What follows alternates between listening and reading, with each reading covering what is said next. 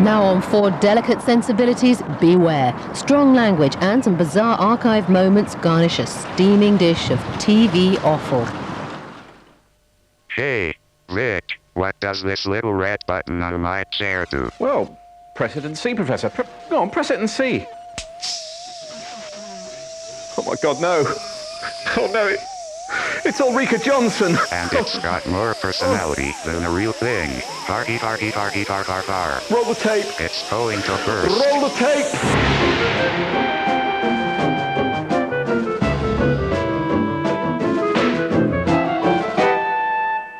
TV Offal, where foul language is a substitute for humor. And on TV Offal tonight, excuse me, we see a podgy Batman causing havoc in Newcastle. The gay Daleks explore a black hole. There's another hilarious round of our cult game show, Assassination of the Week. We show you Welsh girls who make the prospect of cutting a hole in a melon seem not such a bad idea, guys, all the while linked by my effective voice that goes all high and all low to try to keep you awake at this late hour. But we start with more performers committing musical harry-carry in our very own Kamikaze Karaoke. If you want to know what the stars really sound like, here's your chance with Kamikaze Karaoke. I've never seen you looking so lovely as you did tonight. Take it out, take it out, take it right out. Thank you. Some say that Christa Berg has animal smoky good looks. I'd agree. If the animal in question were a warthog on fire, he may well appeal to women in the grips of menopause. But despite the fact that I have dropping breasts and hot flushes, this is how Mr. de Berg sounds to me.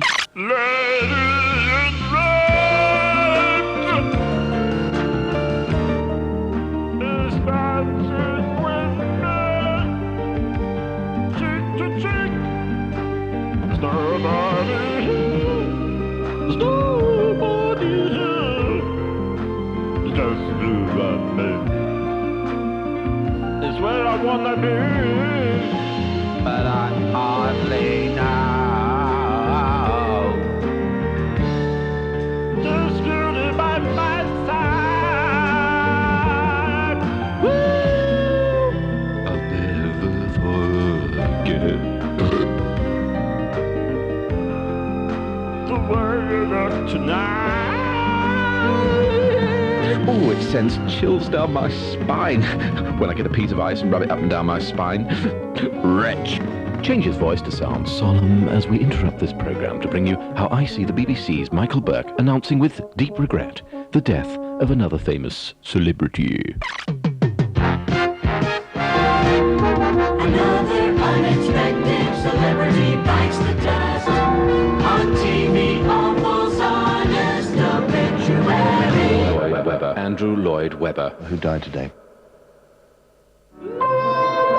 It was only this week that Andrew Lloyd Webber was filmed doing what he loved best, composing at the piano while simultaneously working out how much money each note would make him. 29 million. Some said he was an untalented, tone-deaf, pompous, plug-ugly, third-rate tunesmith who composed trashy, cheap melodies and had so little shame that he'd even worked with Richard Stilgoe. His critics were less kind, pointing out that his most famous melodies were almost identical to other people's most famous melodies.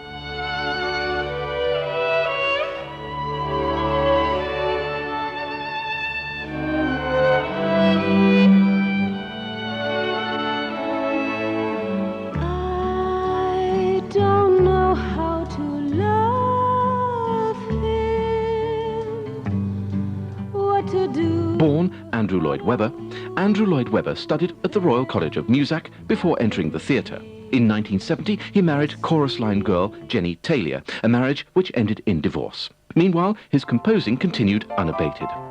Unkind critics suggested that Lloyd Webber's most famous melodies were simply pilfered from the classics.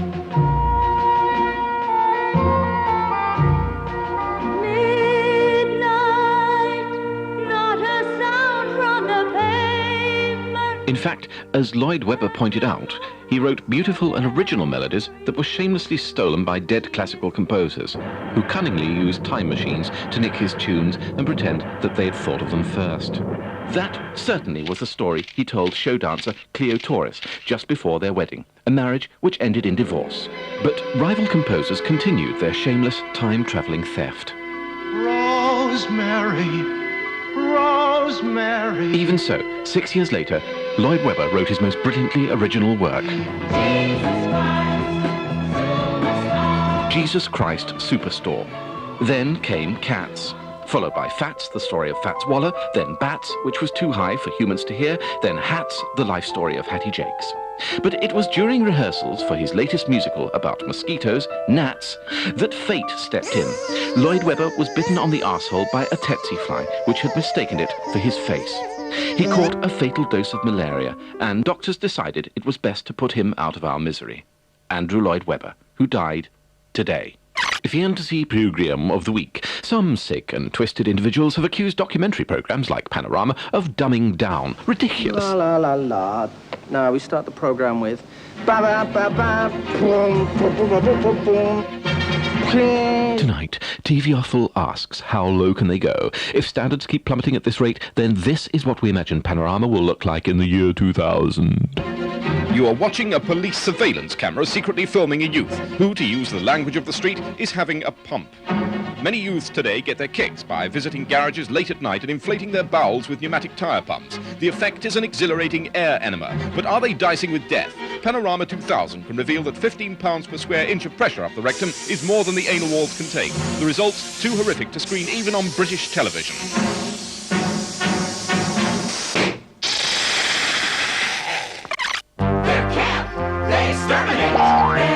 Your back.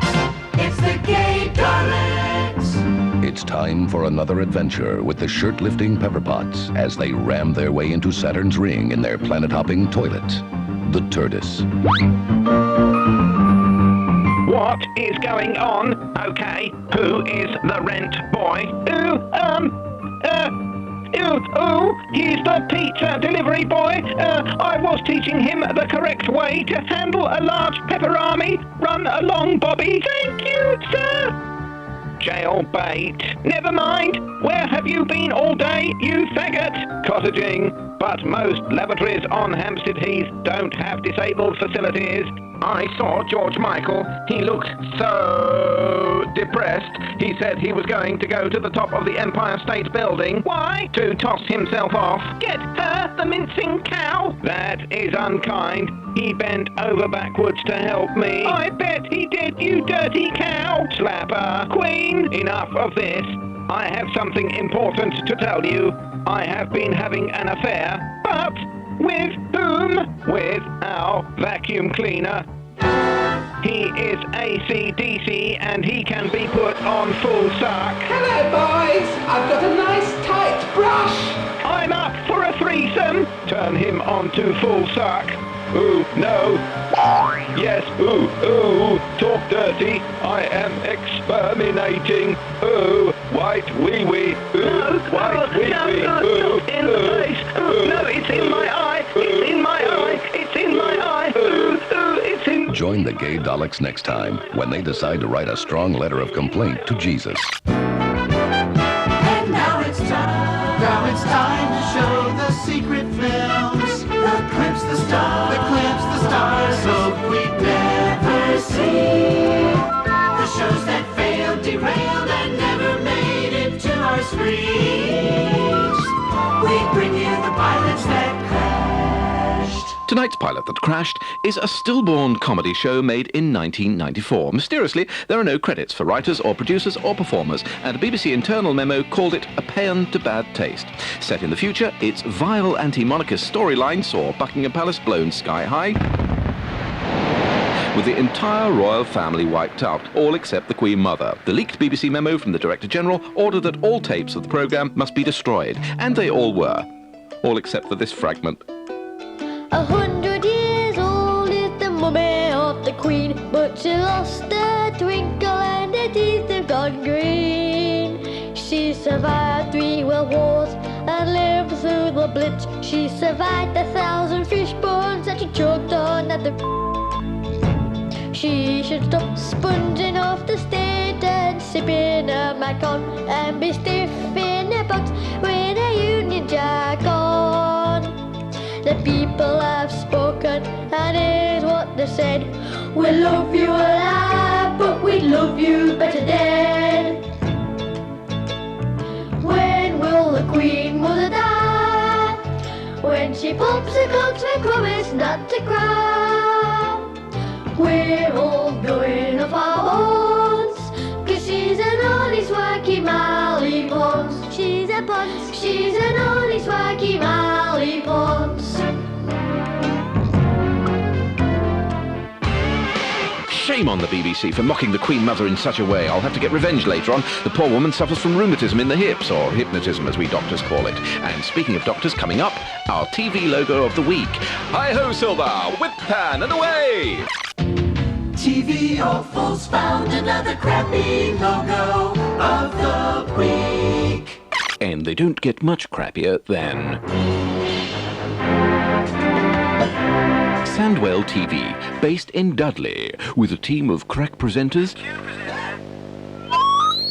Good morning and welcome to Sandwell Hospital Television, yet again down in the basement. Who interview all the stars. Oh, and John Inman. Now, I believe that Are You Being Served is finished. What's the word Mr. Inman is searching for? Oh yes, resting. In the past, most TV companies showed interlude films. Kittens playing, windmills turning. Well, this is Sandwell's interlude film, depicting such delightful Dudley beauty spots as this charming condemned building, the Tandy warehouse, a freshly vandalised council estate, not forgetting the only good thing ever to come out of Dudley, the road to London. But Sandwell has a rival in this glamorous world of television for the extremely unwell. It's that Goliath of the hospital TV circuit. Eastwood Television in Essex. The most powerful media tool ever invented. Television. This is the nerve centre of what is indisputably the premier broadcasting organisation for the infirm and incontinent of Basildon and Billericay, where the staff are encouraged to wear smart, fashionable, but casual menswear.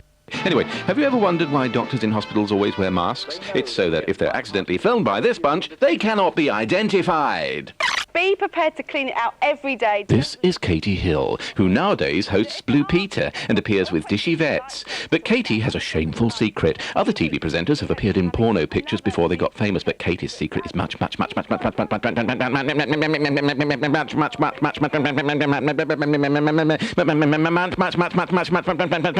worse. She was once the star of Worley Mental Hospital's prime-time show, live from Milton Keynes. And next we're off to the Milton Keynes Shopping Centre, where she double-headed with teen heartthrob and James Dean lookalike Dennis Ruckard. Well, James Dean after the crash, anyway. This was a smart career move on Katie's part because she knew that anyone standing next to Mr. Ruckard would immediately look glamorous in comparison and that she'd be snapped up by BBC One. Take our position over here, perhaps. What the golly Josh is Shaw Taylor doing in Milton Keynes? In fact, what the fuck is anyone doing in Milton Keynes? Apropos of nothing, this week we've received letters by the Sackfulls, and here are Mr. and Mrs. Sackfull. Mr. Sackfull writes, Dear Vic, our letter is being read out on TV by a 10-year-old, and we find this degrading. However, we have not forgotten that we are chiefly here as a linking device, so that we can see more of Disca Down, Welsh TV's answer to Top of the Pops.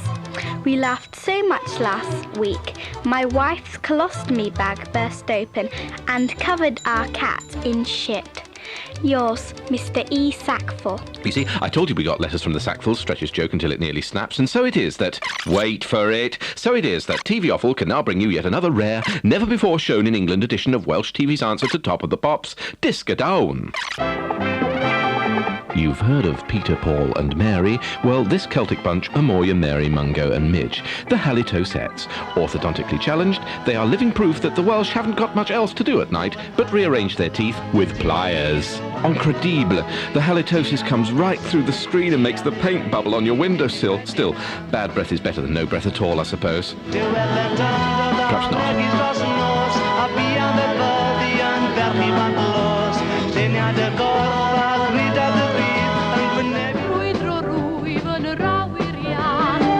Oh dear, this Welsh songbird looks like she wants to go to the wee-wee.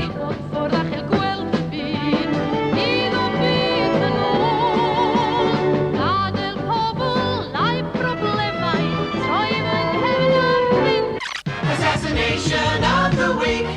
Did they live or are they worm food? This week we take you to Mexico to meet presidential candidate Luis Donaldo Colosio at a rally in Tijuana.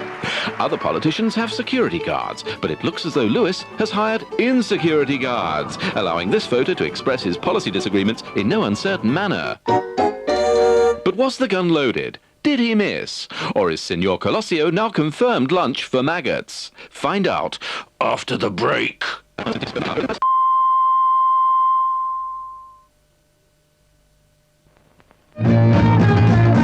Shopping used to really depress me. I used to think if only I could keep to a diet.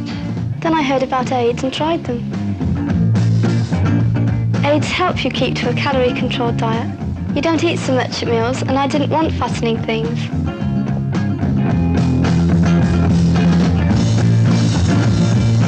I enjoy shopping now because I can wear fashionable clothes.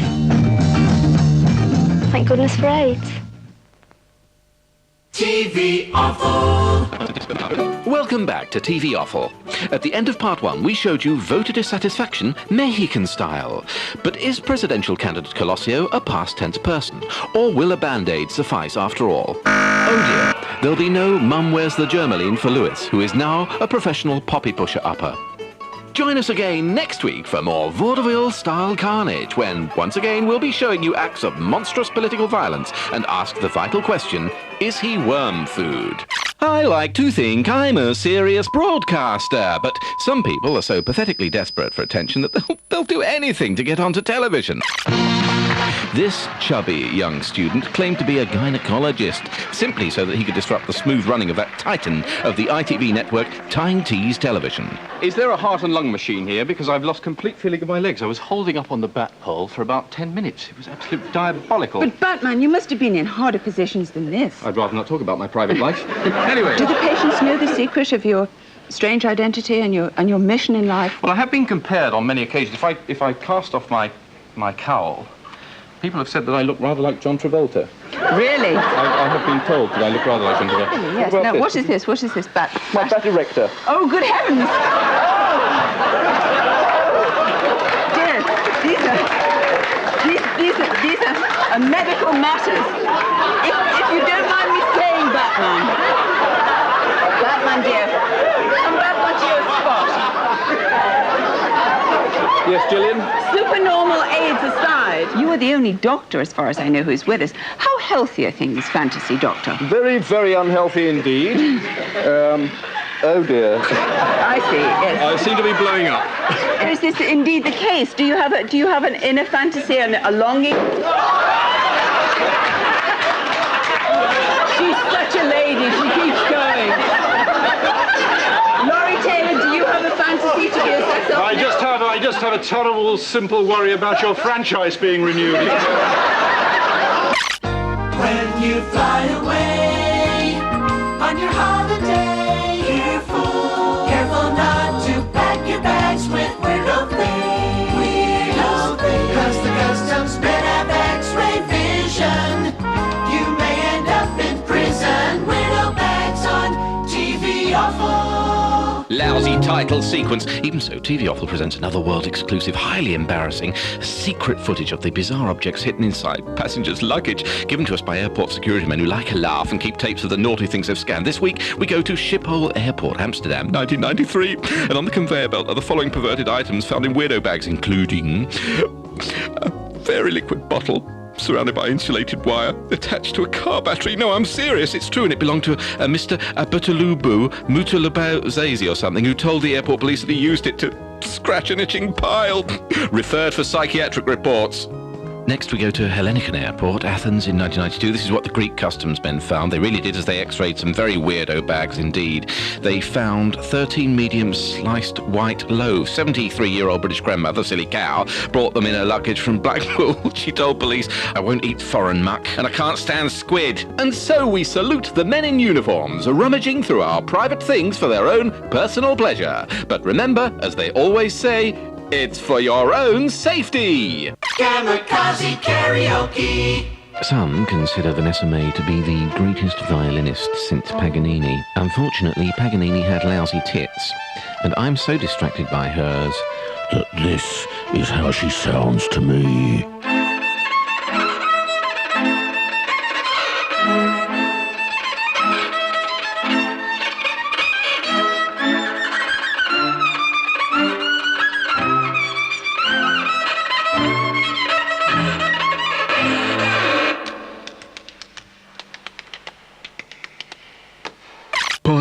your fantasy program of the week and TV Offal's glimpse into the nightmare future of Britain. You are watching a police surveillance camera secretly filming a youth who, to use the language of the street, is doing the Pelican. Panorama 2000 can reveal that many youths today are getting their kicks by loitering near Pelican crossings until a blind person approaches. Then, using a ghetto blaster, they play a recording of the Pelican Cross Now bleeps, resulting in the hapless victim walking unsuspectingly out under 10-ton trucks. The results too horrific to screen, even on British television.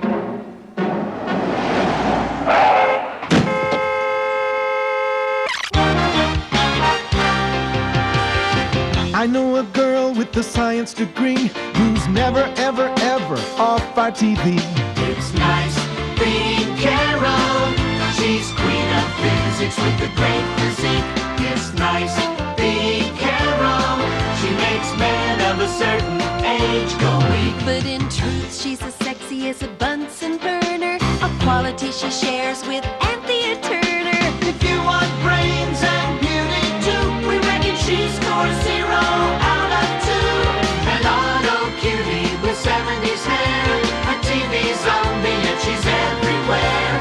Science songs or paranormal trash, she'll talk balls anywhere for cash. It's nice being Carol. So nice. She's so clever, haven't you heard? It's nice being Carol. So nice. She went to Cambridge but got a third. But now we must stop 'cause our lawyer says that Carol will sue. Well, we've covered about everything this week. Andrew Lloyd Webber being bitten on the tradesman's entrance by a tsetse fly, the gay Daleks penetrating a black hole. We've heard gratuitous bad language because it's after the watershed, and here is the watershed. We witnessed Katie Hill giving carrot. I've sounded very smug while reading third-rate gags, but finally may I, Victor Lewis Smith, remind you that now is the time to start boiling your Brussels sprouts so they'll be ready for Christmas Day as I pick up the phone and cause unrest.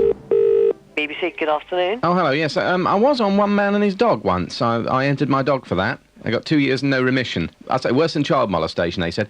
Could you put me through to BBC appointments, please? Hello. Oh, hello. I'm looking for a position as continuity announcer for Radio 4. Well, you mean in terms of the BBC? Yeah, straight up front. I do have a serious disability. Mm. Do you know Tourette's syndrome? I've heard of it. It's a psychological disorder which makes me prone to involuntary outbursts. Right. We accept applications from people irrespective of disability, provided people got the right skills to do the job. But who do I apply? Fuck off for the continuity. Who do you actually apply to? Fuck off, yes. Well, basically, I mean, in terms of continuity, you might want to write to somebody in television. Prick. Yeah, somebody high up. Cocksucker. Yeah. I don't want to put you on the spot, dear, but give me some idea listening to my voice over the phone whether you think I stand a chance as the continuity announcer. Hello? Hello? Yeah, fuck. It's 9:05. Time for Midweek Bollocks with Libby Purvis. Right. Fuck off! Fuck off, you fuck off! Hello? Yeah, I'm listening to you. Is that the sort of thing? Well, that's the sort of thing that people do. But I mean, shit, fuck, bollocks. Fuck. You know, I mean, the difficulty is that you've got to have a voice test to make sure that. And all right, I'll stop you there, dear. Excuse my turn of phrase, but I'm not going to be subjected to any blimmin' test. I invited some friends over recently to gather around my microwave and see my pacemaker spark, but I set the cat light in the process. They tested me head for that. Send me details about how to be a newsreader instead. Okay, I'll send that information to you. Thank you. All right, bye. Fuck off.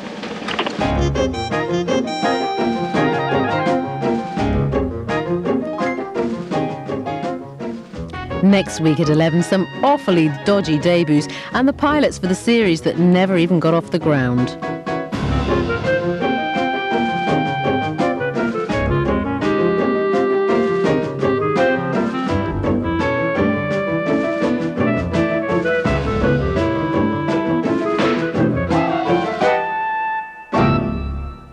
Also seen on the conveyor belt at Cappuccino Airport, Naples, 1995, a crucifix, a hammer, a turkey baster, and some Dairy Lee triangles. Don't even ask. Another swell TV show from Associated Rediffusion.